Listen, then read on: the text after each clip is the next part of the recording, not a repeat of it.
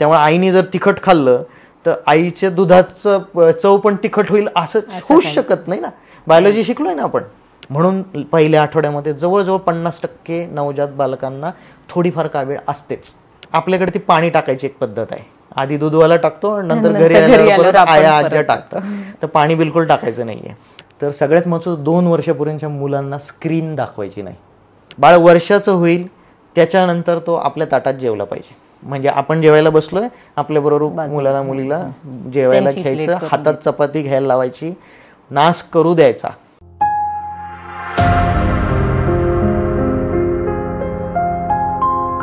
नमस्कार sir, social नगरच्या आजच्या पॉडकास्टमध्ये आपलं स्वागत आहे. मी ॲज अ पॅरेंट खूप प्रश्न पडतात मला. असेच माझ्याबरोबरचे जेवढे आसपासचे महिला आहेत त्यांनाही आपल्या बेबीसाठी एकदम स्पेशल ट्रीटमेंट द्यायची असते. त्यासाठी आज आपण ट्राय करू जास्तीत जास्त आपले क्वेश्चन्स, त्याचे इन्व्हॉल्वमेंट्स करून त्याचे आन्सर्स भेटायचे. तुम्ही एक्सपर्टाईज आहात, एवढ्या वर्षाची प्रॅक्टिस आहे, तर त्याबद्दल थँक्यू सो मच इकडे पॉडकास्टवर आल्याबद्दल. माझा फर्स्ट क्वेश्चन असा आहे की बेबी बॉर्न झाल्यानंतर 1 महिन्यासाठी फर्स्ट जो इनिशियल पिरियड असतो 1 मंथचा, तर त्यासाठी आपण काय स्पेशल केअर घेतली गेली पाहिजे? खूप चांगला प्रश्न आहे हा. आणि आपण जे जन्मतः बाळ जन्मल्यानंतर एक साधारण बाळ महिन्याचं होईपर्यंत जे असतं त्याला आपण नवजात अर्भक म्हणतो, म्हणजे इंग्लिशमध्ये निओनेट म्हटलं जातं. आणि त्याची कॅटेगरी असं किंवा वेगळं नाव का बरं दिलं आहे असं, कारण ह्या ज्या 1 महिन्यापर्यंतचे जे बाळं असतात त्यांचे प्रॉब्लेम्स वेगळे असतात किंवा त्यांच्या ज्या समस्या असतात, त्यांच्या ज्या प्रॉब्लेम्स असतात, अडचणी असतात, त्या थोड्याशा इतर बाळांपेक्षा वेगळ्या असतात, आजार थोडे वेगळे असतात. त्यामुळे आपल्याला ह्या 1 महिन्यापर्यंतच्या बाळांसाठी वेगळं एक बालरोगामधलं सुद्धा एक सुपर स्पेशालिटी ब्रांच डेव्हलप झालेली आहे, निओनेटॉलॉजी म्हणतात. त्याच्यामध्ये DM करता येतं, DM इन निओनेटॉलॉजी. म्हणजे इतकं महत्त्वाचा तो 1 महिन्याचा पिरियड आहे. आणि ह्याच्यामध्ये सुद्धा सगळ्यात महत्त्वाचं जन्मल्यानंतर काय काय काळजी घ्यायला पाहिजे, काय गोष्टी नॉर्मल असतात, काय गोष्टी काळजीच्या असतात ज्याच्यासाठी डॉक्टरकडे जायला पाहिजे. तर त्यात बऱ्याच गोष्टी आहेत. एक तर बाळ जन्मल्यानंतर एक तर नॉर्मल डिलिव्हरी होते किंवा मग सिझेरियन सेक्शन होतं. आता त्याच्यानंतर सगळ्यात पहिला प्रश्न येतो की त्याला दूध कधी पाजायचं, आईने अंगावर कधी पाजायचं. तर बाळ जन्माला आल्यानंतर WHOच्या नियमाप्रमाणे अर्ध्या तासाच्या आत नॉर्मल डिलिव्हरीनंतर अंगावर लावलं गेलं पाहिजे आणि सिझेरियन सेक्शन नंतर 2 तासाच्या आत छातीवर लावलं गेलं पाहिजे. म्हणजे इतक्या लवकर बाळाने अंगावर पाजणं चालू झालं पाहिजे, ही गोष्ट आहे. नंतर जन्मल्यानंतर बाळाने शी कधी करतं आणि आपण किती वेळ वाट बघू शकतो त्या गोष्टींसाठी. तर बाळाने जन्मल्यानंतर एक साधारण 24 तासामध्ये शी करायला पाहिजे आणि सू करायला पाहिजे 48 तासामध्ये. ओके, बाळाने 24 तासाच्या आत शी केली नाही तर काहीतरी प्रॉब्लेम आहे की म्हणजे शीच्या जागेचा काहीतरी अडचण असू शकते किंवा हे असू शकतं. तर हा एक प्रॉब्लेम आहे. म्हणजे शी करणं किती वेळात झालं ते महत्त्वाचं आहे. दुसरी गोष्ट, बाळ फिडिंग केल्यानंतर दरवेळेस अंगावर पाजल्यानंतर ढेकर काढणं फार महत्त्वाचं आहे. म्हणजे बाळाने जेव्हा अंगावर पित असतं बाळ, त्यावेळेस दूध पित असताना ते हवा पण गिळतं आणि आईने अंगावर पाजून लगेच खाली ठेवलं बाळाला की ती हवा नॅचरली बाहेर यायचा प्रयत्न करते आणि मग ते ढेकर नाही काढलेला असेल तर ते ह्याच्याबरोबर हवेबरोबर दूध पण बाहेर येतं, उलटी होते बाळाला. म्हणून दरवेळेस फिडिंग केलं की बाळाला उभं धरणं, पाठीवर थोपटणं, 15-20 मिनिटं ढेकर काढणं हे अतिशय महत्त्वाचं असतं. समजा सीझर झालंय तर आजी करू शकते ढेकर काढायचं काम पहिले 1-2 दिवस, परंतु दरवेळेस फिडिंग केल्यानंतर ढेकर काढणं फार महत्त्वाचं असतं. ही महत्त्वाची गोष्ट. दुसरी गोष्ट, आपल्याकडे काही चालीरीती किंवा पूर्वापार आज्या सांगतात हे कर ते कर, अशा काही गोष्टी करतात की त्या काही गोष्टी चांगल्या नाहीत. काही चांगल्या असतात पण काही बऱ्याचशा चांगल्या नसतात. तर पहिलं म्हणजे कानात तेल सोडणं, बेंबीमध्ये तेल सोडणं, ह्या गोष्टी टाळल्या पाहिजेत. ह्या गोष्टींमुळे इन्फेक्शन होतं, पू होऊ शकतो. तेल काय औषध नाही. आपल्याकडे काय आहे, पूर्वी नाकात पण तेल सोडायचे, ते बंद झाली पद्धत. पण आता कानात बेंबीत तेल सोडणं, दिसलं छिद्र की ओत तेल, हे असं काहीतरी ते प्रकार चाललेला आहे. तर तो थोडासा आता बऱ्यापैकी शहरी भागात नाही आहे, परंतु ग्रामीण भागात अजूनही ती पद्धत आहे, ती बंद की झाली पाहिजे. डोळ्याला काजळ लावणं, म्हणजे काजळ दुसरीकडे तीट लावणं गालाला बिलाला ते ठीक आहे, पण तो डोळ्याला काजळ लावला नाही पाहिजे, कारण त्या अश्रूच्या ज्या नलिका असतात त्या ब्लॉक होतात, इन्फेक्शन होतं, ह्या गोष्टी होऊ शकतात. त्यामुळे त्या गोष्टी टाळल्या गेल्या पाहिजेत. नंतर बाळाची शी, ह्याच्याबद्दल एक फार हे आहेत, गैरसमजुती आहेत. बाळ जन्मल्यानंतर जसं आपण म्हटलं की 24 तासात ते शी करतं. सुरुवातीची शी थोडीशी हिरवट रंगाची असते, मेकोनियम म्हटलं जातं त्याला. हळूहळू जसं जसं फिडिंग चालू होतं, दूध प्यायला लागतं बाळ, तसं ती पिवळी व्हायला लागते. हळूहळू रंग बदलतो, कन्सिस्टन्सी बदलते. बाळाची शी थोडीशी पातळच असते, म्हणजे बाळ अंगावर पिल्यानंतर थोडी थोडी पातळ एकदम पिवळ्या रंगाची शी करणं 8-10 वेळा दिवसातनं ही नॉर्मल आहे. ओके. हा लहान बाळाच्या शीचा नॉर्मल पॅटर्न आहे, की लहान बाळ असं मोठ्या माणसासारखं दिवसात एकदाच शी नाही करणार. लहान बाळ 8-10 वेळा शी करतं. बऱ्याचशा बायका त्याच्यासाठी येतात डॉक्टरकडे की त्याला जुलाब होतात. एकदा आपण त्याला नाव जुलाब दिलं की आपण त्याच्या मागे लागणारा औषधाचा मारा करणार. तर ती नॉर्मल गोष्ट आहे. महत्वाचं बघणं गरजेचं आहे की ते बाळ दूध पितंय का, सुला भरपूर वेळा होतीये का, बाळ शांत झोपतंय का फिडिंग केल्यानंतर. ह्या गोष्टी होत असल्या म्हणजे मग बाळाचं पोट भरतंय आणि त्याचं वजनही वाढतंय म्हटल्यावर मग ह्या गोष्टी बाकीच्या नॉर्मल आहेत. अंगावर पिणारं बाळ शक्यतो आजारी नसतं. ओके. म्हणजे बाळ अंगावर पितंय, सुशी करतंय, ह्याचा अर्थ फार मोठा आजार त्याला काही झालेला नाहीये. फिडिंग करणारं बाळ म्हणजे बऱ्यापैकी साधा सुद्धा प्रॉब्लेम आहे जरी असला तरी. ही सगळ्यात महत्त्वाची गोष्ट आहे. दुसरी गोष्ट, बाळाला इन्फेक्शन कसं टाळता येईल, तर घरामधले जे काही नातेवाईक असतात, म्हणजे जवळचे नातेवाईक आणि पाहुणेरावळे भेटायला येणारे, डिलिव्हरी झाल्यानंतर बरेचसे भेटायला येतात, तर प्रत्येक जण येतो आणि बाळाला हातात घेतो. बरोबर. तर असं हे टाळलं गेलं पाहिजे. ह्याच्यामधनं इन्फेक्शन होण्याची रिस्क वाढते बाळाची.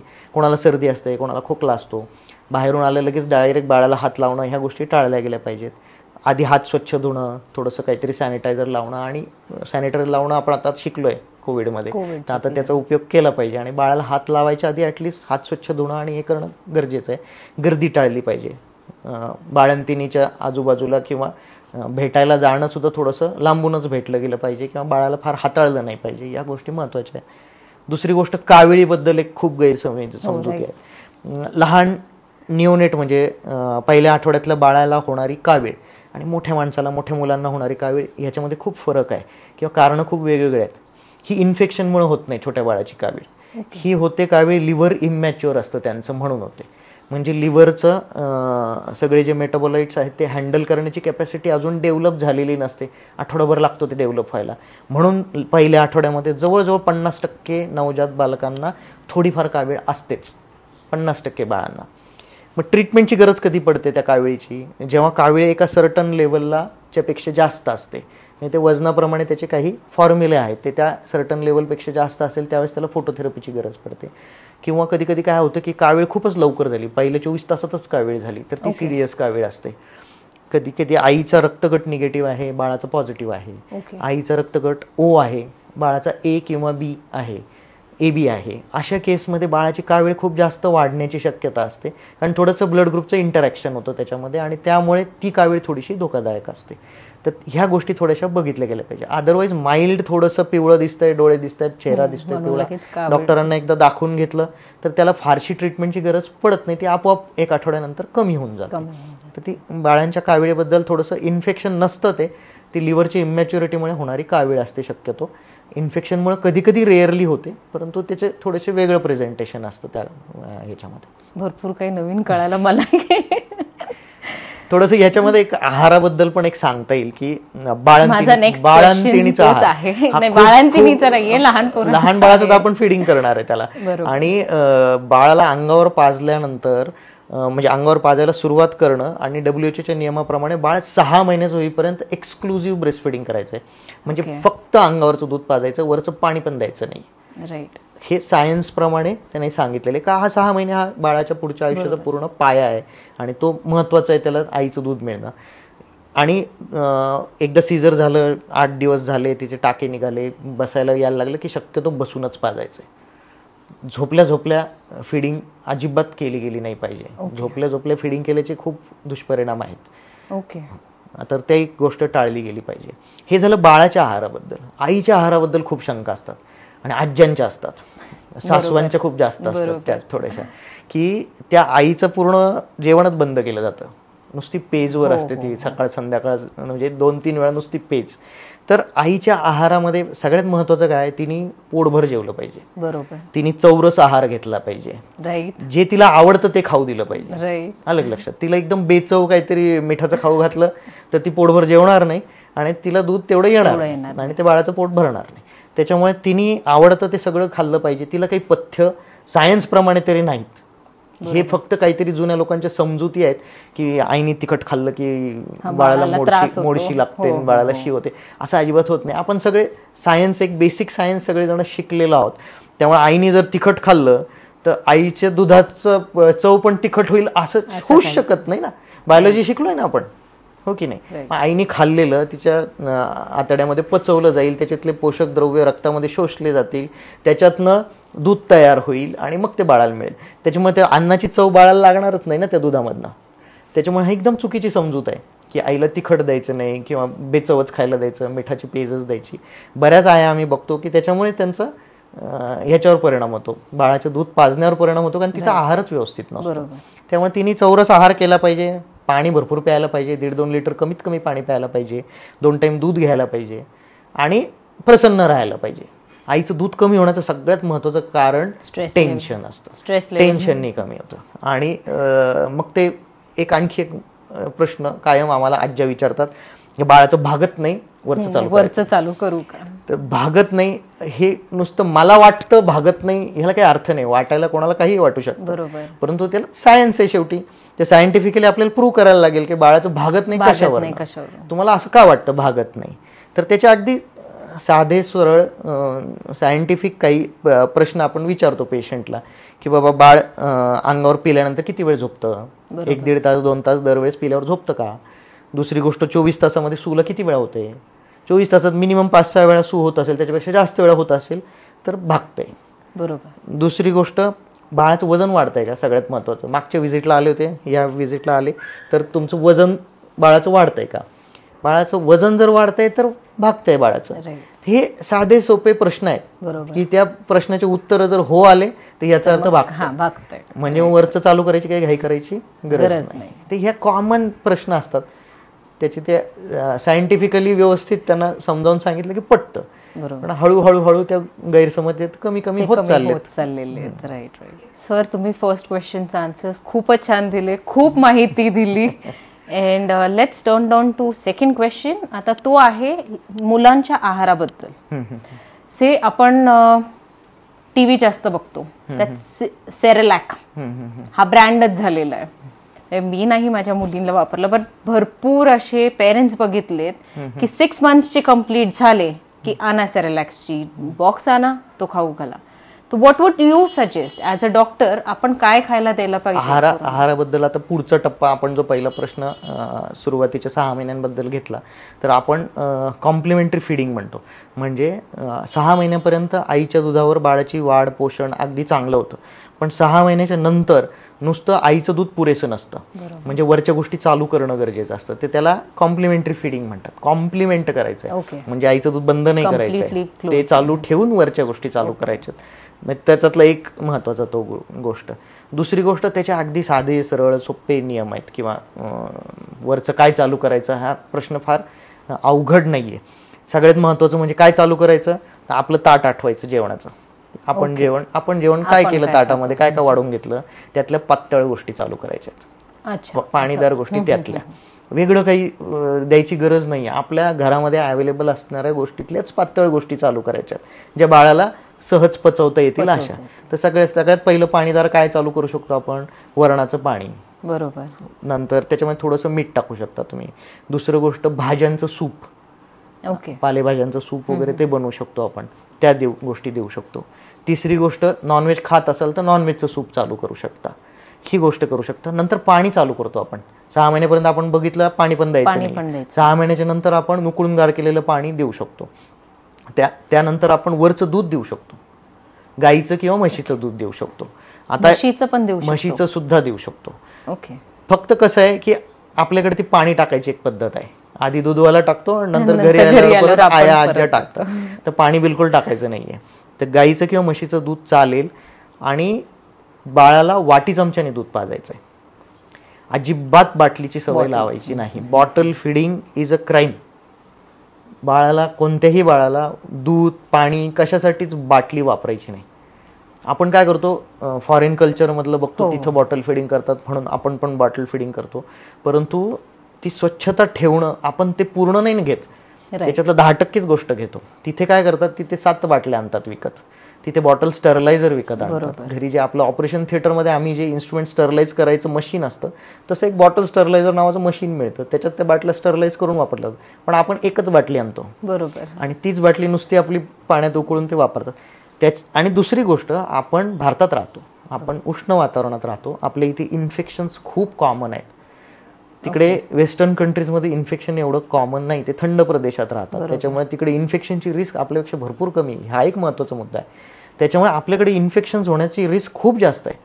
त्यामुळे जे बॉटल फेड बाळं असतात, बाटलीने दूध किंवा पाणी दिलेलं असतं, त्या बाळांमध्ये जुलाबाचं प्रमाण जास्त असतं.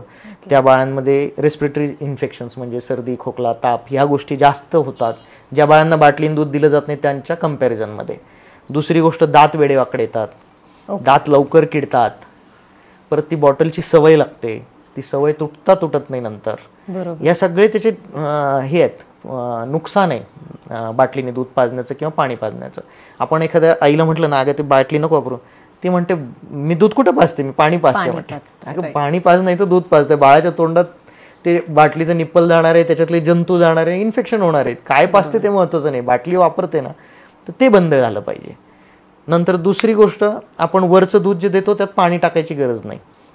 पाणी आपण वेगळं चालूच केलंय, तर बाळाला वेगळं पाणी मधून मधून सारखं देत राहा. दुधामध्ये थोडीशी साखर टाकू शकता, थोडंसं ह्युमन मिल्क थोडंसं स्वीट असतं गाईच्या म्हशीच्या ह्याच्यापेक्षा, मिल्कपेक्षा, म्हणून थोडीशी साखर तुम्ही ॲड करू शकता. परंतु आणि सगळ्यात महत्त्वाचं, शेळीचं दूध अजिबात देऊ नये. शेळीच्या दुधामध्ये B12 नावाचं व्हिटॅमिन नसतं. आणि आपण खूपदा बघतो खेड्यातनं काही पेशंट येतात आणि ते फक्त शेळीच्या दुधावर असतात आणि त्यांचं HB एकदम 3, 4, 5 असं असतं, कारण त्यांच्यामध्ये ब्लड तयार होत नाही, HB डिफिशियन्सी असते, कारण ते B12 नावाचं व्हिटॅमिन मिळत नाही शेळीच्या दुधात. त्याच्यामुळे शेळीचं दूध शक्यतो अवॉइडच केलं पाहिजे. गाईचं किंवा म्हशीचं दूध चालेल. दुसरी गोष्ट, दूध 1 किंवा 2 टाईम द्यायचं आहे. दूध हा पूर्ण आहार आहे हा चुकीचा समज आहे. दूध हे फक्त थोडासा एक आहाराचा भाग आहे. पण नुसतं दूध दिलं म्हणजे झालं बा, पोट भरलं बाळाचं, असं नाही. ह्याच्यामधून गाईचं म्हशीचं दूधच खूप दिलं तरी पण आयर्न डिफिशियन्सी होते. म्हणजे याच्यात व्हिटॅमिन्स असतात पण आयर्न नसतं. काही काही बाळा नुसतेच दुधावर असतात, बाकीच्या गोष्टी दिल्या जात नाहीत, त्यांच्यात पण HB कमी होतं. त्यामुळे दूध 1 किंवा 2 टाईम वरचं दूध. त्याच्यानंतर आपण हे गोष्टी वरच्या चालू केल्या. सुरुवातीला पाणीदार गोष्टी चालू करायच्या. बाळ जसं मोठं होत जातं तसं त्याच गोष्टी घट्ट करत जायचं. तर साधारण 9 महिन्याला बाळाने वरण भात खाल्ला पाहिजे, शिरा खाल्ला पाहिजे, वरणपोळी हाताने चुरून. परत प्रॉब्लेम तिथे एक येतो, मिक्सर. सगळ्यात मोठा प्रॉब्लेम. मी त्या आयांना कायम म्हणतो, आपण नाही का मिक्सर शिवाय मोठे झालो, तुम्हाला कशाला मिक्सर लागतंय. हाताने मऊ करून द्या आणि थोडा वेळ भिजू द्या, म्हणजे ते मऊ होईल अजून, आणि मग ते द्या. आणि मुलांना थोडंसं चावायची सवय पण झाली पाहिजे, तर दाताचा उपयोग करायची सवय झाली पाहिजे. सारखं त्याला आयतच देत राहिलो आपण किंवा पाणीदार दूध आणि हेच देत राहिलो, पेजच देत राहिलो, तरी तो नंतर चावायलाच कंटाळा करतो. आणि नंतर मग तो काही हार्ड गोष्टी दिल्या, चपाती दिली तो खातच नाही मोठा झाल्यावर, कारण त्याचे मुळं इथे असतात. हे प्रॉब्लेम इथे चालू होतात, मिक्सर मोजं चालू होतात. तर मिक्सर बिलकुल वापरायचं नाहीये, हाताने चुरून द्यायचंय. आणि हळूहळू घट्ट आपण करत चाललोय. बाळ वर्षाचं होईल त्याच्यानंतर तो आपल्या ताटात जेवला पाहिजे. ओके. म्हणजे आपण जेवायला बसलोय, आपल्याबरोबर मुलाला मुलीला जेवायला घ्यायचं, हातात चपाती घ्यायला लावायची, नाश करू द्यायचा. 1-2 चतकोर पोळ्या वाया गेल्या तरी चालतील, पण हाताने खायची सवय करायची. आजकालच्या आया नाही का फिरतात ते मागे त्या पुरांचे, ते टाळायचं असेल तर हे करायचं. त्याच्यासाठी हे महत्त्वाचं आहे की आपल्याबरोबर जेवायला घ्यायचं. आणि 1 वर्षाच्या पुढच्या मुलांसाठी स्पेशल वेगळं बनवायची गरज पडली नाही पाहिजे. जे आपलं अन्न आहे, आपल्यासाठी जे जेवण बनवलेलं आहे ते त्यांनी खाल्लं पाहिजे. एकदम साधे सरळ गोष्टी आहेत. 6 महिन्याला पाणीदार गोष्टी, 9 महिन्याला वरण भातापर्यंत जायचंय घट्ट करत, 1 वर्षाला पोळी भाजी, आपल्यासारखी पोळी भाजी असं जायचंय. आणि मिक्सर टाळायचंय, बॉटल टाळायची, दूध 1-2 वेळाच द्यायचंय, बिस्किट द्यायची नाहीत. पॅक्ड फूडच्या बद्दल काय म्हणाल मग? सेरेलॅक वगैरे जे तुम्ही म्हटलात, ऍक्च्युली ते घरी सुद्धा बनवता येतं. काही फार काही भारी टेक्नॉलॉजी काही नाहीये त्याच्यामध्ये. त्यात काय 2 भाग तांदूळ आणि 1 भाग डाळ घेतली आपण, जी रोज वरण भातासाठी जी कोणती डाळ वापरत असाल ती दळून आणली, ती शिजवली, त्यात थोडंसं दूध, झालं घरचं सेरेलॅक, ते हेल्दी वन. नाचणीचं सत्व घरी बनवता येईल, ते देता येईल. या गोष्टी घरी सुद्धा बनवून देता येतात. त्यासाठी काही पॅक फूड किंवा खूप खर्च करायची गरज नाहीये. तर ह्या अतिशय सोपे ठोकताळे आहेत. आणि बाळ वाढतंय की नाही कसं बघायचं, चांगली वाढ कशी होते. जन्मल्याबरोबर जे बाळाचं वजन असतं 5 महिन्याला दुप्पट व्हायला पाहिजे, 1 वर्षाला तिप्पट व्हायला पाहिजे, 2 वर्षाला चौपट व्हायला पाहिजे. हे साधारण हे लक्षात आलं आपल्या, की आपल्याला घरच्या घरी सुद्धा वाढीवर लक्ष ठेवता येतं. सुरुवातीला वाढीचा वेग फार फास्ट असतो. आपण हे बघितलं 5 महिन्यातच दुप्पट होत आहे आणि तिप्पट व्हायला 1 वर्ष लागते. म्हणजे पुढे जास्त पिरियड लागतो. त्याच्यानंतर म्हणजे सुरुवातीला बाळाची वाढ खूप फास्ट होत असते, मग ती थोडी स्लो डाऊन होते, मग बाळाचं वजन थोडं कमी कमी वाढत जातं. परत जेव्हा मुलं वयात येतात, मुलं मुली, त्यावेळेस अचानक परत ग्रोथ स्पर्ट येतो, परत वजन उंची जोरात वाढायला लागते. अशा पद्धतीने बाळाच्या वाढीची गती वेगवेगळी असते मुलांच्या वाढीची. सर, आता माझा 3rd क्वेश्चन असा आहे की भरपूर असं ऐकलेलं असतं की हे खाऊ नको, ते खाऊ नको. खाण्याच्या बाबतीत, लहान मुलांच्या खाण्याच्या बाबतीत काही मिथ्स असतात का, आणि त्या खऱ्या आहेत, खोट्या आहेत, रील तसं काही त्यावर काही स्पेसिफाय करू शकता का? आता मुलांच्या खाण्यामध्ये सगळ्यात महत्वाचा आजकालचा ज्वलंत प्रश्न म्हणजे फास्ट फूड. सगळ्यात महत्वाचा प्रॉब्लेम जो आहे तो फास्ट फूड आहे. मुलं बाहेरचंच मागतात आहे. तर त्या गोष्टी थोड्याशा कंट्रोल करणं किंवा नियंत्रणात ठेवणं खूप गरजेचं आहे. कारण ही जी फास्ट फूडची जी सगळी काही जे काही वेगवेगळे प्रकार आहेत, त्यात सगळ्या याच्यामध्ये एक तर मैदा असतो, सगळ्या याच्यामध्ये फॅट्स खूप असतात, अनहेल्दी फॅट्स असतात, की बऱ्याचशा गोष्टींमध्ये ते व्हेजिटेबल ऑइल्स वगैरे, मेयोनीज, या सगळ्यामध्ये खूप सॅच्युरेटेड फॅट्स वगैरे वापरलेले असतात. कशा पद्धतीने बनवलेले असतात आपल्याला ते माहिती नाही अजून सुद्धा, आणि त्याचे खूप दुष्परिणाम होतात. दुसरी गोष्ट, हे मैद्याच्या गोष्टी खूप जास्त खाऊन पोटाच्या समस्या चालू होतात. आपण बऱ्याच मुलांमध्ये बघतो की पोट साफ होत नाही, कॉन्स्टिपेशनची तक्रार आहे. आपल्याकडे तर बरेच मुलं असे नुसतेच बिस्किटं खातात. बिस्किट म्हणजे सुद्धा मैदा. सगळ्या बेकरीच्या आयटममध्ये मैदा वापरलेला असतो. म्हणजे बेकरीत जे काही बनतं ते सगळं मैद्याने बनतं, आणि ज्यांचं पोट साफ होत नाही त्यांच्यासाठी मैदा म्हणजे विष. म्हणजे मग बेकरीचे आयटम कोणते कोणते झाले की तुमचे बिस्किट, खारी, टोस्ट, ब्रेड, पाव, पिझ्झाचा बेस, या सगळ्या गोष्टीमध्ये, बर्गरचे पाव, सगळ्याच्या मध्ये काय असतं, मैदा असतो. मॅगी मैद्याने बनलेली असते. हे सगळ्या गोष्टीमुळे काय होतंय की पोट साफ होत नाही मुलांचं. दुसरीकडे त्याच्याबरोबर सॅच्युरेटेड फॅट्स खूप जातात. त्याच्यावर भरमसाठ ते चीज किसून टाकलेलं असतं, मेयोनीज असतं, हे असतं. त्याच्यावर ते सॅच्युरेटेड फॅट्स जातात पोटामध्ये. त्याच्यामुळे आपण आजकाल बघितलं की लहान मुलांमध्ये सुद्धा ओबेसिटीचं प्रमाण फार वाढायला लागलं, की वजन खूप जास्त वाढतंय मुलांचं. थोडं मोठ्या मुलांचं तर फार जास्त वाढतंय. म्हणजे आपण भारतामध्ये राहतो, आपल्याकडे दोन्ही प्रकार दिसतात. एकदम काही रुरल एरियामध्ये किंवा याच्यामध्ये एकदम कुपोषित मुलं दिसतात, आणि शहरी भागामध्ये आपण गेलो तर एकदम स्थूल आणि एकदम ओबेज मुलं दिसतात, की हे दोन्ही गोष्टी काळजीच्या आहेत. आपल्याला मधला काहीतरी मिडल पाथ पाहिजे. त्यामुळे फास्ट फूडवर कंट्रोल करणं गरजेचं आहे, की अगदी कमीत कमी वेळा जितकं खातील मुलं तेवढं चांगलंच. दुसरी गोष्ट, आपल्याकडे चहा एक देतात. लहान 2 वर्षाच्या मुलाला चहा चालू करतात, किंवा मग ते चहा थोडंसं टाकून दूध देतात वगैरे. चहाची चवच द्यायची गरज नाहीये ना मुलांना. मुलं 18 वर्षाची होईपर्यंत त्यांना चवच माहित नाही पाहिजे. चहा कसा लागतो, कॉफी कशी लागते, गरजच नाही ना त्यांना. उत्तेजक द्रव्याची गरजच नाहीये. मोठ्या माणसांना ठीक आहे, थकवा आला, चहा घेतला, ती सवय लागली लोकांना म्हणून. पण लहान मुलं ऑलरेडीच उत्तेजित असतात, त्यामुळे त्यांना काही गरजच नाहीये चहा कॉफीची, आणि त्यांना चवच कळेल नाही तर ते मागणारच नाहीत ना. आई वडीलच चव देतात. परत डॉक्टरकडे येऊन म्हणतात, हा बघा चहा पितो. अरे म्हटलं, त्याला चहाची चव कळाली कशी? कोणीतरी त्याला चहा पाजला पहिला, मग त्याला चहाची चव कळाली, मग तो मागायला लागला. ते चहाची चव लागूच न देणं हे सगळ्यात महत्वाचं आहे. दूध देणं गरजेचं आहे. तर त्याच्यामुळे ह्या गोष्टी थोड्याशा मिथ्स आहेत. परत काही आजारपण आलं, बाळ आजारी पडलं, मुलं आजारी पडलं, की त्याच्यात तर काहीतरी गैरसमजुती आहेत सगळ्यांच्या, की कावीळ झाली तर मग ते हळदीचे पदार्थ खाऊ नको. मग त्याच्यामध्ये सायन्स काही नाही.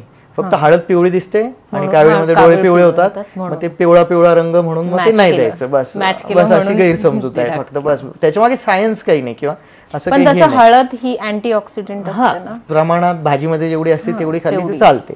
पण अगदीच ते कोविडमध्ये नुसते काढे पित होते लोक आणि त्याच्यानंतर सगळ्यांना त्रास व्हायला लागला, तेवढं पण अतिरेक केलं नाही पाहिजे. ते मोजकं पाहिजे, कोणतीही गोष्ट मापामध्ये किंवा लिमिटमध्ये असली पाहिजे. तर मोठ्या मुलांना जेव्हा कावीळ वगैरे होते, आता लहान मुलांची कावीळ आपण आधी बघितली, मोठ्या मुलांची कावीळ इन्फेक्शनमुळे होते, त्याचं कारण वेगळं असतं. त्याच्यामध्ये आहाराचे पथ्य आपण काय सांगतो की बाबा थोडंसं गोड गोष्टी जास्त खा, कावीळमध्ये थोडं रक्तातलं साखरेचं प्रमाण कमी होतं म्हणून गोड जास्त खायला सांगतो. दुसरी गोष्ट, लिव्हरचा संबंध फॅटी गोष्टी पचण्याशी असतो, म्हणजे मग त्याच्यामुळे काय असतं की तळलेल्या तेलकट गोष्टी खायच्या नाही. नंतर नॉनव्हेज खायचं नाही. साधारण आपण एखाद्या कावीळ झालेला मुलगा ऍडमिट झाला तर त्याला महिनाभर नॉनव्हेज खाऊ नको, किंवा अगदीच तळलेल्या गोष्टी भजे वडापाव वगैरे अशा गोष्टी खाऊ नको, ह्या गोष्टी सांगतो आपण. फळं खाऊ शकता, त्याच्यामध्ये रेग्युलर जेवण करू शकता जेवढं जाईल तेवढं. हे असे काही काही डाएट ॲडवाईस प्रत्येक आजारामध्ये आपण सांगतो त्या त्या गोष्टीसाठी. आपलं दुधात जे पावडर्स टाकून कॉम्प्लॅन, त्याबद्दल काय म्हणाल तुम्ही? आता हे बऱ्याचदा आपण बघतो कॉम्प्लॅन, बॉर्नव्हिटा जाहिराती बघून आपण देतो की ते एक प्रकारचं पेय घेतलं चॉकलेट फ्लेवरचं की त्याची उंची वाढते, हाईट वाढते मुलाची. तर ते असं काही खरं नाहीये, सायंटिफिकली ते काही प्रूव्हन नाहीये. महत्वाचं काय, ही जी जाहिरात करून जे काही हे आहेत ना पेय जी आहेत, चॉकलेट फ्लेवर, व्हॅनिला फ्लेवर, ते काय देतात आणि त्याच्यामध्ये ना फक्त साखरेचंच प्रमाण जास्त आहे. आपण जर रेग्युलर जे बघितले जे फेमस ब्रँड आहेत, 60% साखर आहे त्याच्यामध्ये, 60% साखर आहे. मध्ये काही युट्यूबरनी कोणीतरी व्हिडिओ टाकला होता आपल्या एका ब्रँड बद्दल, तर त्याच्यावर केसेस केल्या त्या कंपन्यांनी की तू हे गोष्टी का बरं पसरवतोय, की हे देणं चांगलं नाही, याच्यामध्ये कार्बोहायड्रेट्स जास्त आहेत. द्यायचंच असेल तर प्रोटीन पावडर द्यावी. प्रोटीन पावडर डॉक्टरांच्या सल्ल्याने चांगल्या कंपनीची घेऊन द्यावी. आजकाल प्रोटीन पावडर पण खूप वेगवेगळ्या प्रकारच्या मिळायला लागल्या, ते जिमवाले लोक पण प्रमोट करायला लागले. तर त्या प्रोटीन पावडरच्या कंपन्या आपल्यालाही माहित नाहीत. स्टँडर्ड कंपन्यांची आणि डॉक्टरांच्या सल्ल्याने घेतलेली प्रोटीन पावडर केव्हाही चांगली ह्या गोष्टींपेक्षा, आणि ती दुधाबरोबर आपण देऊ शकतो, त्याच्याने वजन वाढायला मदत होते. जर हे पॅक्ड मध्ये नाही द्यायचं, घरगुती काय करून द्यायचं? अगदी सोपं आहे, घरगुती द्यायला काहीच अवघड नाहीये. आपल्या घरगुती जेवणातल्या पदार्थांमधून सुद्धा तुम्ही प्रोटीनचा अंतर्भाव करू शकता. आता आपल्या डाएटमध्ये शक्यतो जर आपण डाएटचा विचार केला, परत आपलं ताट आठवायचं, आपल्या ताटामध्ये प्रोटीन्स कोणते कोणते असतात? कडधान्य, प्रोटीन्स, कोणत्या कोणत्या गोष्टीमध्ये? आता समजा आज सकाळी जेवण केलं, काय खाल्लं प्रोटीन मध्ये? काय खाल्लं? कोणतं प्रोटीन होतं त्यातलं? माझ्याकडे स्प्राउट्स होते, मूग. म्हणजे आपण कडधान्य असतात तेवढंच असतं, म्हणजे आपल्याकडे वरण जेवढं असतं ना तेवढंच प्रोटीन असतं, बाकी सगळे कार्बोहायड्रेट्स आणि बाकीच्या गोष्टी असतात. तर प्रोटीनचं प्रमाण वाढवायला पाहिजे जेवणातलं. आपण जर ताट बघितलं त्याच्यातलं 1/4 प्रोटीन पाहिजे. 1/4 25% आपल्या जेवणाचा भाग प्रोटीन पाहिजे, म्हणजे मग त्याच्याने वजन वाढायला मदत होते. लहान मुलांमध्ये त्यांची तर वाढ होत असते, त्यांना प्रोटीनची जास्त गरज असते, वजन, उंची, ह्या सगळ्या गोष्टी वाढण्यासाठी. तर प्रोटीनचा अंतर्भाव कसा वाढवू शकतो आपण? तर आपण सोयाबीनचं जे हे आहे ते आपण आपल्या दळणामध्ये, पिठामध्ये हे करू शकतो, अंतर्भाव करू शकतो. पिठात टाकूनच दळायला द्यायचं, त्याच्यात चपात्या करायच्या, म्हणजे त्यातले प्रोटीन कंटेंट वाढतील. लक्षामध्ये. दुसरी गोष्ट, चॉकलेट देण्यापेक्षा मुलांना गुळ शेंगदाण्याची चिक्की द्या, गुळ शेंगदाण्याचा लाडू द्या. शेंगदाण्यामध्ये प्रोटीन्स मिळतात, गुळामधनं आयर्न मिळतं. बरोबर. चॉकलेटच्या ऐवजी हे जास्त चांगले प्रथिन आहेत. जे नॉनव्हेज खातात त्यांनी एक बॉइल्ड एग रोज चालू करायचं. मी तर बऱ्याच सांगतो की शाळेत जायच्या आधी मुलांना एक बॉइल्ड एग, एक केळ आणि एक कप दूध हे देऊन पाठवायचं सकाळी सकाळी. आणि खूप चांगली एनर्जी मिळते, कार्बोहायड्रेट्स, प्रोटीन, सगळ्याच गोष्टी मिळतात. आणि त्याच्याने खूप दिवसभर फ्रेश राहतं मूल, अभ्यासातही लक्ष लागतं. आणि बऱ्याचदा मुलं दूध पण घेत नाहीत, काहीच न घेतात शाळेत पळतात. उपाशीपोटी गेल्याने शाळेतही लक्ष लागत नाही, वाढीवरही परिणाम होतो. या सगळ्या गोष्टी होतात. थोडंसं ह्या गोष्टी थोड्याशा छोट्या छोट्या गोष्टी आहेत, फार अवघड नाही त्याच्यामध्ये. Science is very simple, needs just logic, बस. बाकी it needs you to keep attention over it. Sir, तुमच्या आतापर्यंतच्या प्रॅक्टिसमध्ये कधी तुम्हाला सुपरस्टिशन, अंधश्रद्धा ह्याच्याबद्दल काही केसेस आलेत का अक्रॉस? खूप वेळा अशा गोष्टी आढळतात की बऱ्याचदा गंभीर आजाराचे पेशंट असतात, फिट्स आलेत किंवा इतर काही प्रॉब्लेम आहे, ऑक्सिजन लागतोय, काहीतरी सिव्हिअर प्रकारचा न्यूमोनिया आहे, पेशंट ICUत ॲडमिट आहे किंवा एखादं बाळ ॲडमिट आहे, व्हेंटिलेटरवर आहे. आता आमच्या स्टार किड्स हॉस्पिटलमध्ये असं बऱ्याचदा बघायला मिळतं की बाबा थोडं प्रीमॅच्युअर बाळ आहे, वेळ लागणार आहे. आपण त्यांना सांगितलेलं असतं की बाबा ते 32-34 आठवड्यातच जन्माला आलंय, त्याला थोडा वेळ लागेल, 1-2-3 आठवडे 4 आठवडे पण लागू शकतील, व्हेंटिलेटर लागतो, ह्या सगळ्या गोष्टी लागतात. परंतु बऱ्याचदा एक काहीतरी अंधश्रद्धेचा पगडा बऱ्याचशा नातेवाईकांवर असतो. त्यांचा हट्ट असा असतो की थोड्या वेळा आम्हाला जाऊन येऊ द्या बाळाला घेऊन, कुठेतरी ऍडमिट असलेल्या बाळाला घेऊन आम्हाला थोड्या वेळ कोणत्या तरी बाबाकडे, देवलासेकडे वगैरे असं जाऊन येऊ द्या, आम्हाला देवाचं करायचंय, बाहेरचं करायचंय, काहीतरी बाहेरचं काहीतरी झालंय बा, असं बऱ्याचदा हट्ट केला जातो. आणि ऑक्सिजनवरचं बाळ बाहेर घेऊन जायचं वगैरे असं हट्ट करतात काही जण. आता ते प्रमाण बरंचसं कमी होत चाललंय. म्हणजे आता मला 16 वर्ष झाली प्रॅक्टिसला, पण आता हळूहळू ते प्रमाण बरंचसं कमी होत चाललंय. पूर्वी फार जास्त होतं, अजूनही थोडं ग्रामीण भागामध्ये आहे अजून तो प्रकार. तर खूप समजावून सांगायला लागतं, अरे बाबा ऑक्सिजन बंद करून बाहेर घेऊन झालं तर बाळ आणखी सिरियस, इन्फेक्शन नवीन होतील किंवा असं, या सगळ्या गोष्टी सांगायला लागतात. पण अंधश्रद्धेचा पगडा अजून आहे, म्हणजे अजूनही दिसतो तुम्हाला, अजूनही तुम्ही त्याच्या क्रॉस होत आहे.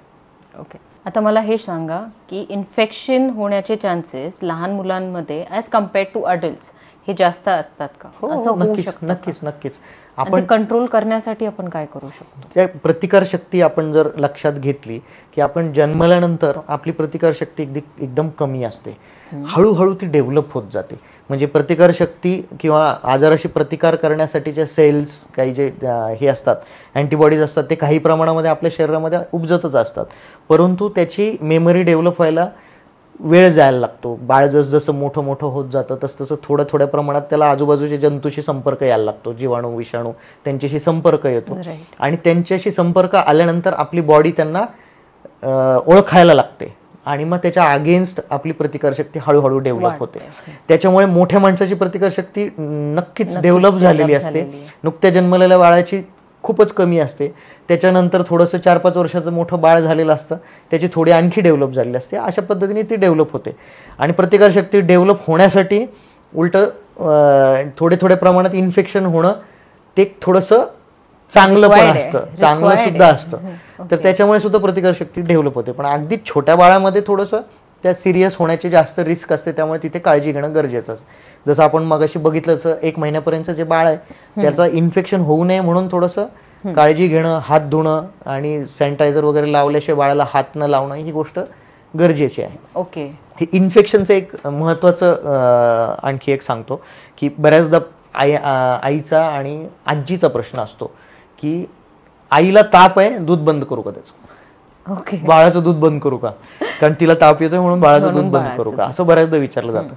ऍक्च्युली अतिशय चुकीची समजूत आहे की अतिशय फार अगदी 1-2 मोजके कारण आहेत की ज्या केसमध्ये आईचं दूध आपण बाळाला बंद करतो, अंगावर पाजणं बंद करतो. कधी की अगदी कॅन्सरची काहीतरी ट्रीटमेंट आईला चालू आहे, गोळ्या चालू आहेत किंवा सायकेट्रीच्या काही गोळ्या चालू आहेत, अशा केसमध्येच फक्त बंद केलं जातं.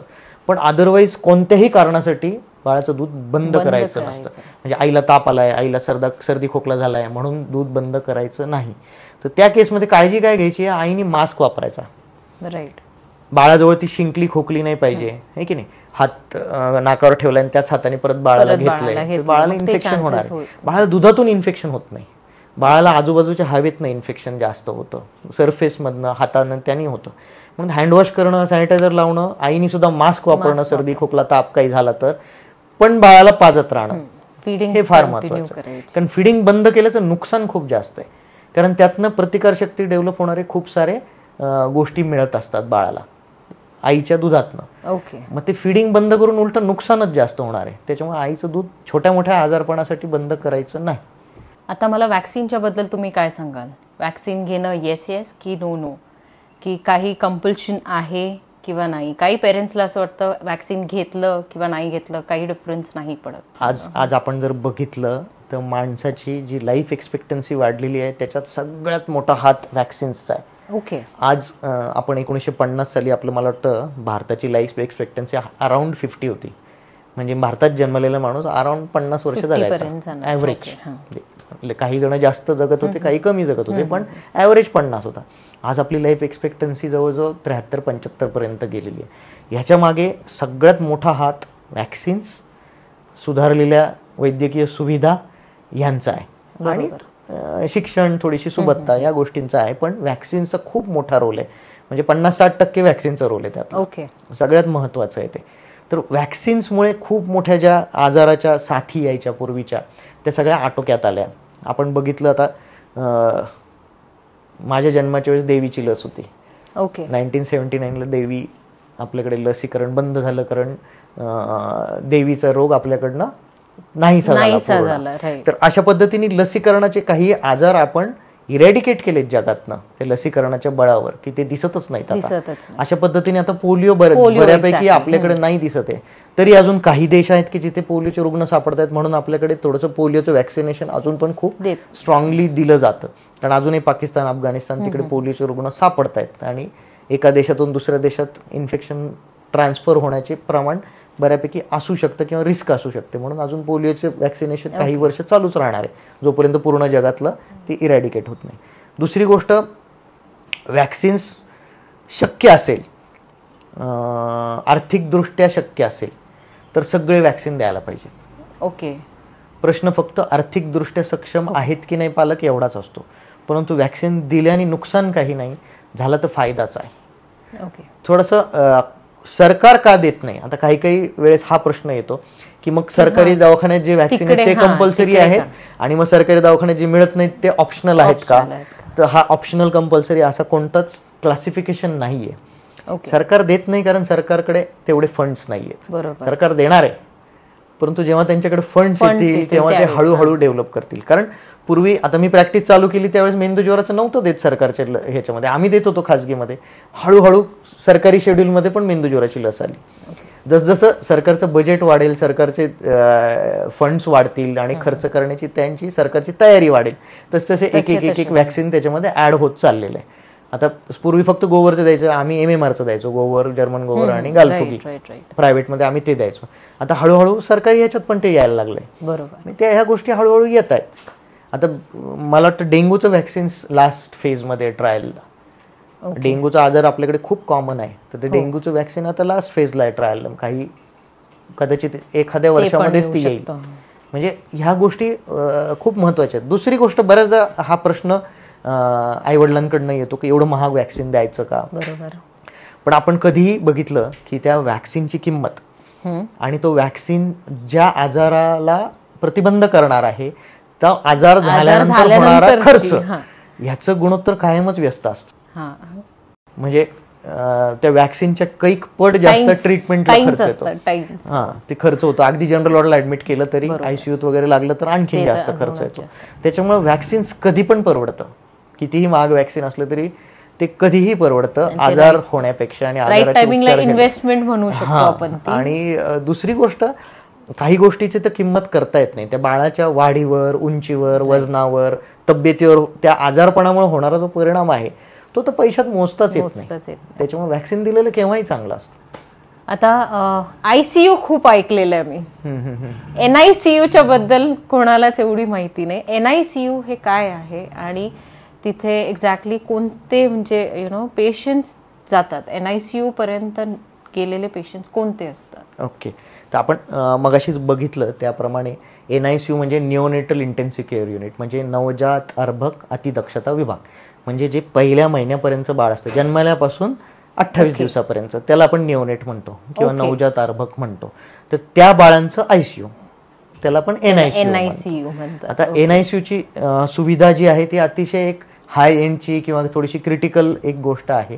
आपल्या नगरमध्ये आपल्या स्टार किड्स हॉस्पिटलतर्फे आपण जे NICU चालवतो, लेवल 3 NICU म्हणजे हायेस्ट ग्रेडचं NICU आहे. आपल्याकडे 30 बेडचं NICU आहे आणि 12 बेडचं PICU आहे. PICU म्हणजे पीडियाट्रिक ICU, म्हणजे 1 महिन्याच्या पुढचे आणि 18 वर्षापर्यंतच्या मुलांचं ICU, म्हणजे बालरोग अतिदक्षता विभाग. तर तो आपल्याकडे 12 बेडचा आहे आणि आपल्याकडे 6 व्हेंटिलेटर्स आहेत आणि 15 स्पेशल रूम्स आणि बाकीच्या सगळ्या सुविधा आहेत. तर स्टार किड्स हॉस्पिटलला एका छताखाली लहान मुलांची अगदी 18 वर्षापर्यंत कितीही सिरियस असेल तरी सगळ्या आजारांच्या उपचाराची एका छताखाली सगळी सुविधा दिलेली आहे. आता ह्याच्यामध्ये NICU जे असतं ते NICUत कोणते बाळं ॲडमिट असतात, तर जे बाळं थोडेसे दिवस पूर्ण भरलेत पण आईच्या पोटामध्ये त्याची वाढ नाही झालेली, ओके, अशी बाळं असतात की ज्यांचं लो बर्थ वेट आहेत, म्हणजे 9 महिने पूर्ण झालेत पण अगदी 1.5 किलोचं बाळ आहे, 1700 ग्रॅमचंच बाळ आहे, असे बाळं असतात, त्यांना NICU मध्ये ॲडमिट करायला लागतं. दुसरे असतात कमी दिवस भरलेले, म्हणजे प्रिमॅच्युअरच डिलिव्हरी झालेली, काही कारणामुळे आईच्या काही प्रॉब्लेम असतील किंवा लवकर कळायला लागल्या, अशा काही गोष्टी असतील, ब्लिडिंग व्हायला लागलं त्यामुळे लवकर डिलिव्हरी झाली, सीझर झालं, आणि एकदम असे 28 आठवड्याचे, 30 आठवड्याचे, 32 आठवड्याच्या गर्भधारणा असलेली बाळं जन्माला येतात. आणि मग ती अगदी 800-900 ग्रॅम पासून 1 किलो, 1200 ग्रॅम, 1300 ग्रॅम अशी बरीच बाळं मग आमच्या स्टार किड्सच्या NICU मध्ये ॲडमिट करतात. त्या बाळांमध्ये काय काय प्रॉब्लेम असतात, तर त्यांचे अवयव तयार झालेले नसतात. हे प्रिमॅच्युअर जे बाळ असतात कमी दिवसाचे, त्यांचे अवयव तयार झालेले नसतात. पहिलं सगळ्यात महत्त्वाचा अवयव म्हणजे फुफ्फुस. तर फुफ्फुस तयार झालेलं नसतं, त्याच्यामुळे श्वास घ्यायला त्रास होतो. त्या काही बाळांना व्हेंटिलेटरची गरज पडते. RDS नावाचा एक आजार असतो की ज्याच्यामध्ये रेस्पिरेटरी डिस्ट्रेस सिंड्रोम म्हणतात त्याच्यात. तर ते फुफ्फुस तयार झालेलं नसल्यामुळे ते काम करत नाही व्यवस्थित, त्याच्यामुळे त्याला व्हेंटिलेटरची, काही महागड्या औषधांची वगैरे गरज पडते. काही दिवस व्हेंटिलेटरवर राहून मग हळूहळू बाळाचा फुफ्फुसाचं काम चालू होतं. तर त्या केसमध्ये तो प्रॉब्लेम येतो. काही बाळांचं पचन डेव्हलप नसतं झालेलं, त्यामुळे दूध थोडं पचत नाही, काही दिवस सलाईनवर ठेवायला लागतं, सलाईनद्वारे काही प्रथिनं वगैरे द्यायला लागतात अशा बाळांना, आणि पोटाचं काम हळूहळू चालू होतं. मग हळूहळू दूध आपण नळीने चालू करतो, मग हळूहळू ते वाढवतो. अशी काही बाळं असतात. काही बाळांना खूप सारी कावीळ होते, त्या कावीळची ट्रीटमेंटसाठी ॲडमिट करायला लागतं. काही बाळं मोठे असतात, पूर्ण दिवसाचे भरलेले असतात, पण पोटात शी करतात डिलिव्हरीच्या आधी, किंवा लगेच रडत नाहीत, जन्मल्याबरोबर लगेच रडत नाहीत, त्यांना ऑक्सिजन लागतो, दम असतो, ती किंवा शी गिळलेली असते. पोटात शी केल्यानंतर प्रॉब्लेम काय होतो की ते बाळ ना ते गिळतं, आणि गिळतं आतड्यात गेल्याने प्रॉब्लेम नाही होत, पण ते फुफ्फुसात जाऊ शकतं.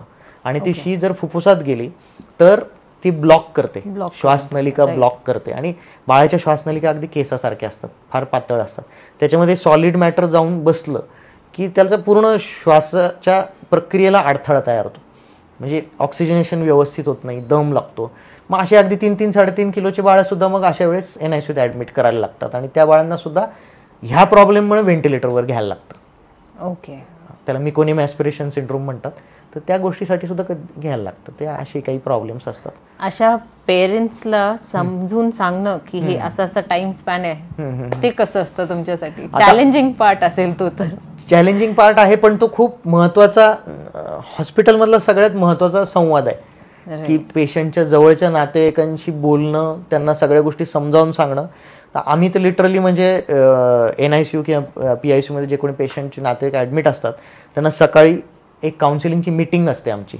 आम्ही तिघही बालरोग तज्ज्ञ एकेका नातेवाईकांना बोलून घेतो, त्यांना सगळे कालच्या संध्याकाळपासून आज सकाळपर्यंत काय काय डेव्हलपमेंट झाली, काय नवीन रिपोर्ट आले, काय प्रॉब्लेम आले, ते सगळ्याचं काउन्सिलिंग करतो.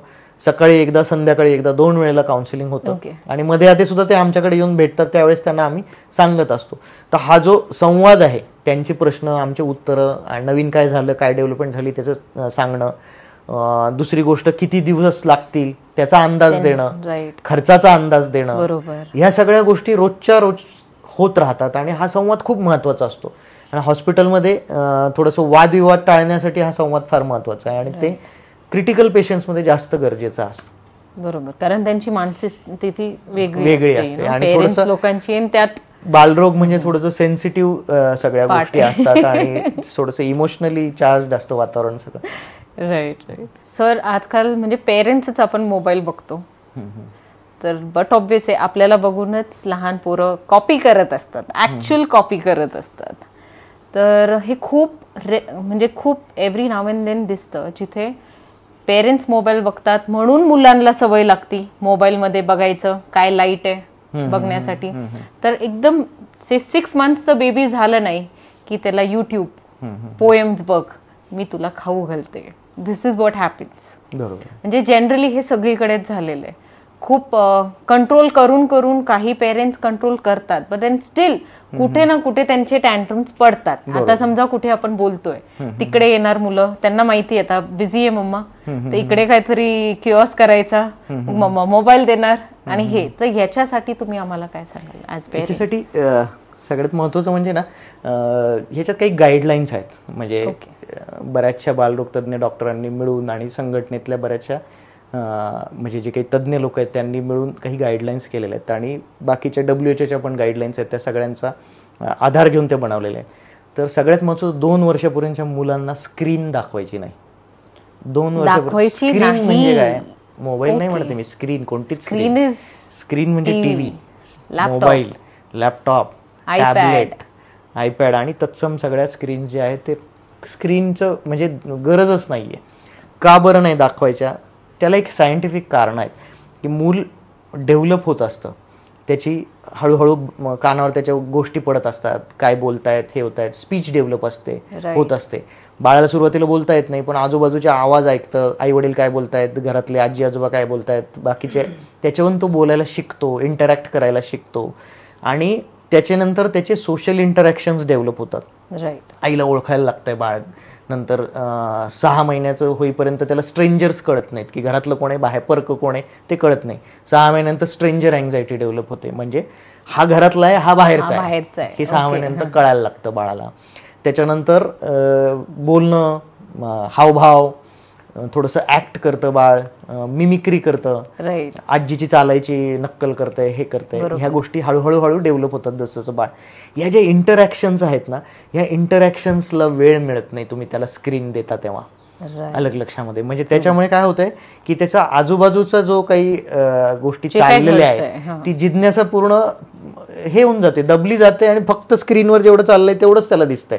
कारण तुम्ही खेळतानाही त्याला म्हणजे रडायला लागलं की मोबाईल द्या, खात असलं की मोबाईल द्या, झोपत नाही तरी मोबाईल द्या, असं करत करत त्याचं विश्व लिमिटेड करून ठेवता तुम्ही अलग लक्षामध्ये. आणि मग त्याच्यामुळे त्याच्या बोलण्याची डेव्हलपमेंट लवकर होत नाही, स्पीचचे प्रॉब्लेम तयार होतात, त्याला सोशल इंटरॅक्शन्स डेव्हलप होत नाहीत, कसं बोलायचं, कसं रिॲक्ट करायचं ह्या गोष्टी डेव्हलप होत नाहीत, कारण ते स्टिम्युलस सगळे दबले जातात बाजूचे.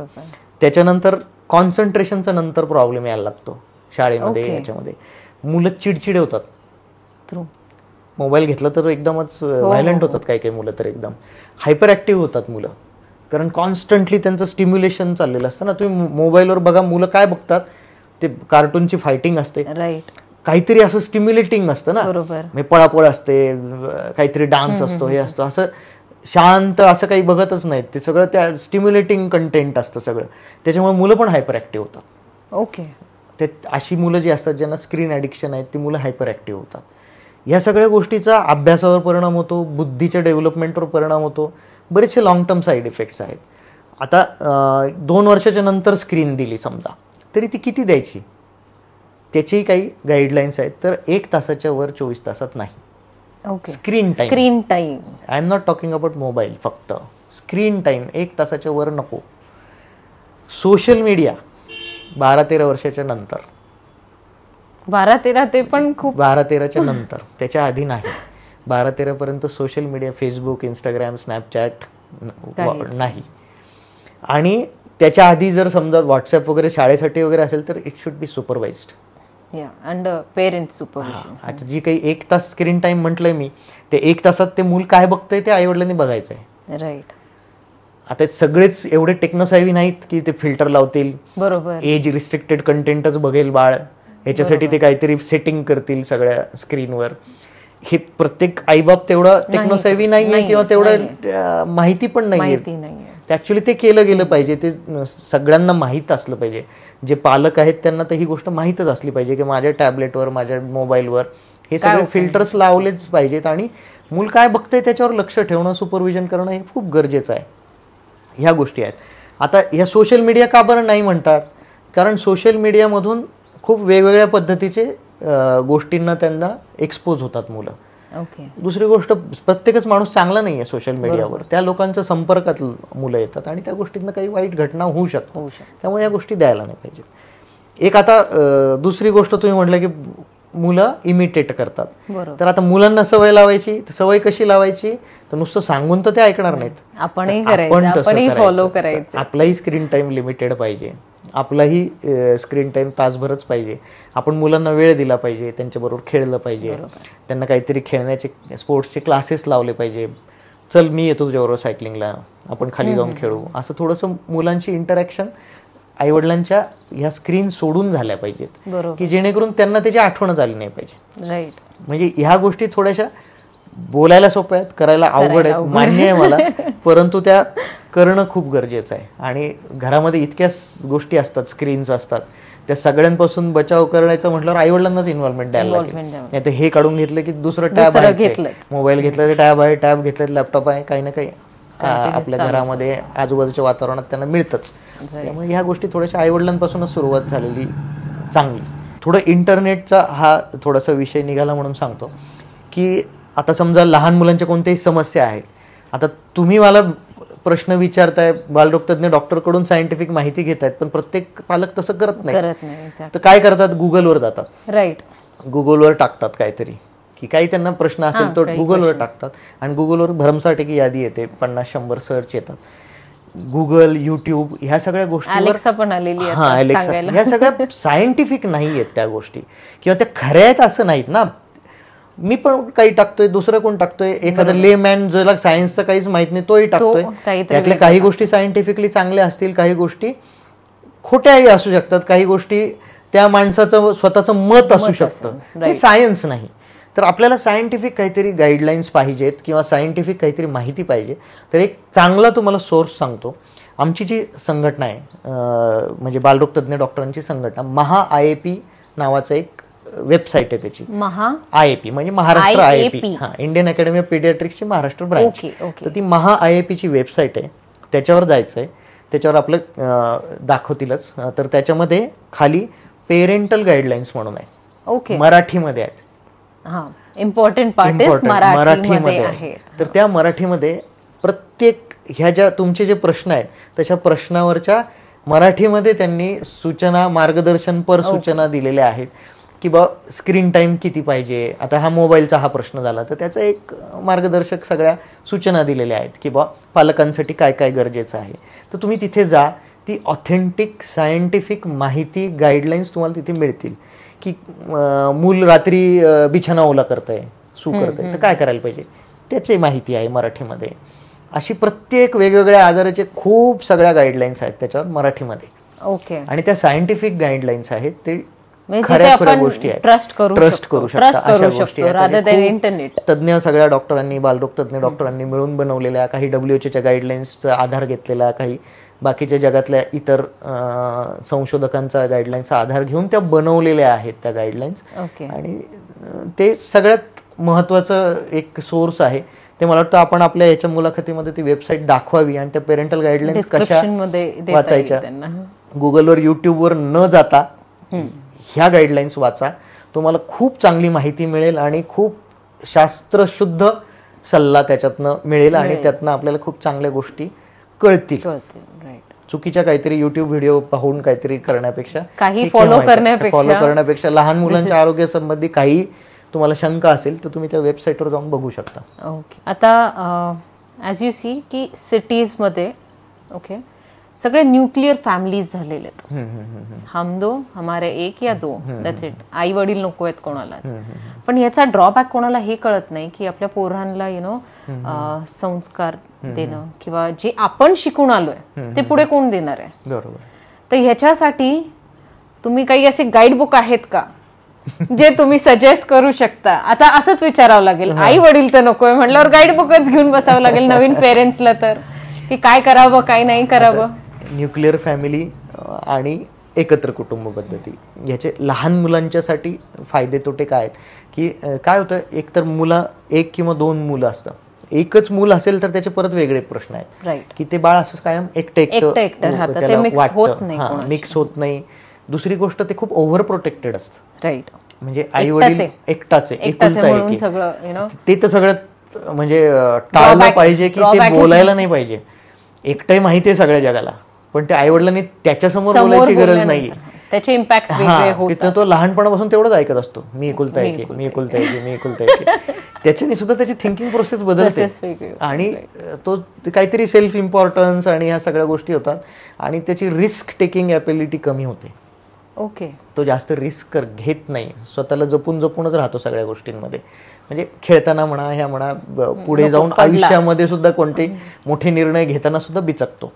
मग ही थोडीशी गोष्ट टाळायला पाहिजे. आणि ही गोष्ट बरोबर एकत्र कुटुंबामध्ये ते असली की आपोआप टाळली जाते. बरोबर. कारण माणसं असतात घरात, भरपूर लोक असतात, इंटरॅक्शन्स खूप जास्त होतात आणि मग असे बघितल्याप्रमाणे फिलिंग आणि दुसरी गोष्ट मुलांची डेव्हलपमेंट खूप चांगली होते, शेअरिंगची सवय लागते. दुसरी गोष्ट बोलणं, ह्या स्पीच डेव्हलपमेंट, ह्या सगळ्या गोष्टी लवकर होतात. स्पीचसाठी सगळ्यात महत्त्वाचं उपचार काय माहिती आहे का? मुलाशी बोलत राहा. जितके जास्त बोलाल आणि जितके जास्त लोक बोलाल तेवढी स्पीच चांगली डेव्हलप होते.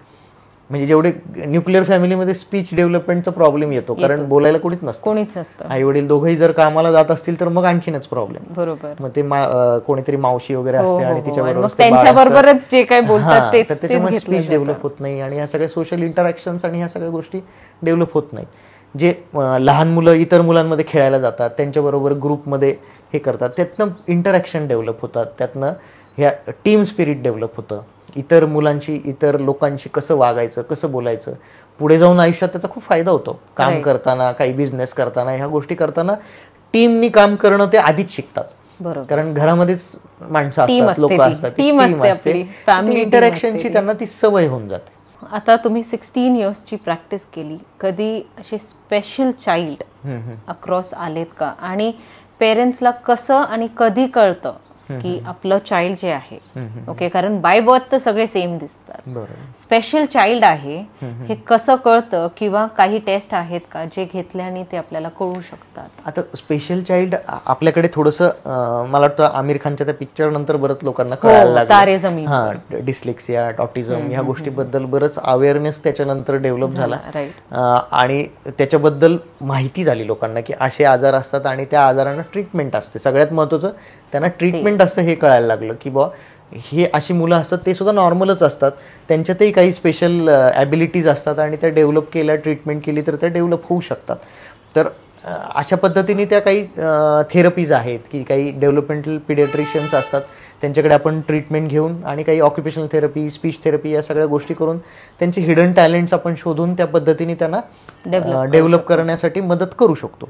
दुसरी गोष्ट, इतर काही कंडिशन्स आहेत जसं डाऊन सिंड्रोम वगैरे आहे की ज्याच्यामध्ये गुणसूत्राचा दोष असतो. बाळ जन्मल्यानंतर काही दिवसात किंवा काही तासातच लगेच आपल्या बाळाच्या चेहरेपट्टीवरून वगैरे लक्षात येतं की बाबा डाऊन सिंड्रोम आहे.